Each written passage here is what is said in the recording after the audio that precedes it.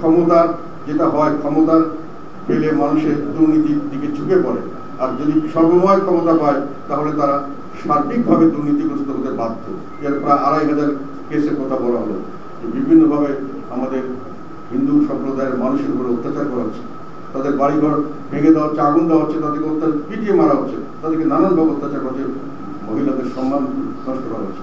কিছুদিন আগে একজন সচিব রিটায়ার করেছেন, সিনিয়র সচিব, ওনার একটা বক্তব্য শুনলাম ইউটিউবে। উনি প্রকাশ্য একটা মিটিংয়ে প্রকাশ্যভাবে বলছেন যে ৮ জন উপদেষ্টার বিষয়ে ওনার কাছে তথ্য আছে যে তারা বিভিন্নভাবে শত শত কোটি টাকার দুর্নীতি করছেন, পোস্টিং দিয়ে, ট্রান্সফার করে, বিভিন্ন লোকের অ্যাপয়েন্টমেন্ট দিয়ে, বিভিন্ন কন্ট্রাক্টের মধ্যে তাদেরকে হস্তক্ষেপ করে তারা বিভিন্নভাবে মানুষের থেকে টাকা আদায় করছেন। কোনো কাজ টাকার বিনিময় ছাড়া হচ্ছে না। উনি চ্যালেঞ্জ করেছেন এবং উনি বলেছেন আমার কাছে সমস্ত ডকুমেন্ট আছে।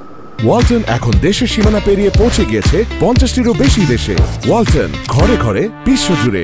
আমি যতটুকু জানি এনাদের এই অনেক অ্যাডভাইজারদেরকে আমি চিনি, উনি কারো নাম যেহেতু বলেননি, অনেক অ্যাডভাইজারকে আমরা চিনি যাদেরকে আমি মনে করি তারা মোটামুটি সৎ মানুষ, তাদের কর্মজীবনে আমরা তারা দেখেছি।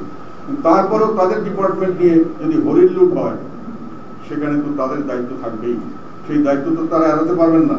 এবং হরির লুটটা যে কীভাবে হচ্ছে সেটাও আমরা কিছুটা আজ করতে পেরেছি।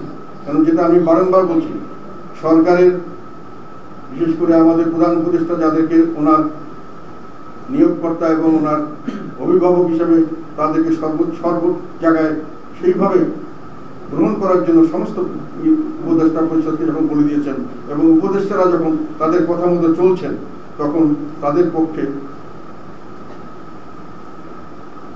পক্ষে ক্ষমতার যেটা হয়, ক্ষমতার পেলে মানুষের দুর্নীতির দিকে ঝুঁকে পড়ে, আর যদি সর্বময় ক্ষমতা পায় তাহলে তারা সার্বিকভাবে দুর্নীতিগ্রস্ত হতে বাধ্য। এটা যেটা বলা ইংরেজিতে কথা আছে, লর্ড অ্যাটনের কথা, সেটা হলো power tends to corrupt, absolute power corrupts absolutely. কাজেই এই ক্ষমতা পেয়ে অনেকেই হয়তো দিশারা হয়ে গেছেন, সেটা অভিযোগে আমরা যেটা বুঝতে পারি, এবং সেখানে দুর্নীতির সাম্রাজ্য চলছে। কিন্তু সেখানে তাদের বিরুদ্ধে আমরা কোনো রকম অ্যাকশন হতে দেখি না। আমরা অ্যাকশন হতে দেখি আমাদের মতো মানুষের বিরুদ্ধে, শত শত হাজার হাজার নিরপরাধ মানুষ, তাদেরকে বিভিন্নভাবে হয়রানিমূলক এই সমস্ত দুর্নীতি দমনের মামলা দেওয়া হচ্ছে এবং তাদেরকে ভোগান্তি, তাদের পিছনে যত রকম ধরনের কষ্ট দেওয়া সম্ভব সেটা দেওয়া হচ্ছে। কাজেই আমরা যেটা দেখলাম, দুষ্টের দমন এবং শিষ্টের পালনের জায়গায় আসলেই হচ্ছে দুষ্টের পালন, শিষ্টের দমন। আমরা শান্তি চেয়েছিলাম, আমরা একটা সুন্দর দেশ চেয়েছিলাম।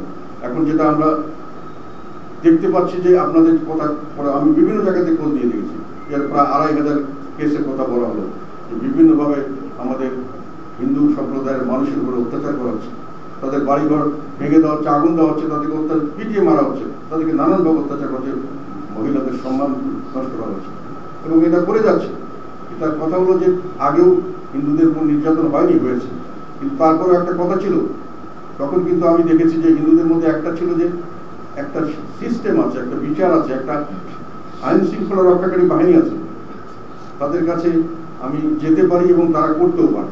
এই একটা অন্ততপক্ষে আশ্বাস ছিল, তারা আশ্বস্ত হতে পারত যে এখন কিন্তু আমি তারা করবে কিনা বা করতে পারবে কিনা এটা নিয়ে আমি দেখেছি হিন্দুদের মধ্যে একটা বিশাল ধরনের একটা শঙ্কা, একটা তাদের মধ্যে একটা সন্দেহ, আস্থার অভাব। সেই কারণে সারা যতটুকু না অত্যাচারিত হচ্ছে মানুষ, তার চেয়ে অনেক বেশি ভীত, সন্ত্রস্ত এবং শঙ্কিত অবস্থায় উদ্বেগের মধ্যে সারাদিন হিন্দু সমাজকে বাস করতেছে।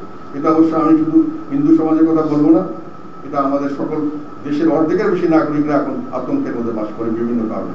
আরেকটা জিনিস যেটা এবার যে কয়েকটা বিষয় সরকারের একটা ভাষ্য দেখে আমার কাছে খুব অদ্ভুত মনে হয়েছে, সেটা হলো তারা বলছেন যে না, হিন্দু সেই জন্য নয়, সাম্প্রদায়িক কারণে নয়, এরা এই রাজনৈতিক কারণে, অর্থাৎ ওনারা আওয়ামী লীগের সঙ্গে আছে সেই জন্য তাদের, মানে আওয়ামী লীগের সঙ্গে যে কেউ থাকে তাকে এরকম ধরনের লুটপাট করা ওনারা মনে করছেন এটাতে দোষের কিছু না, এটা সাম্প্রদায়িক দাঙ্গা, এটা নয়। কাজে এরকম কোন জায়গায় করা যেতে পারে।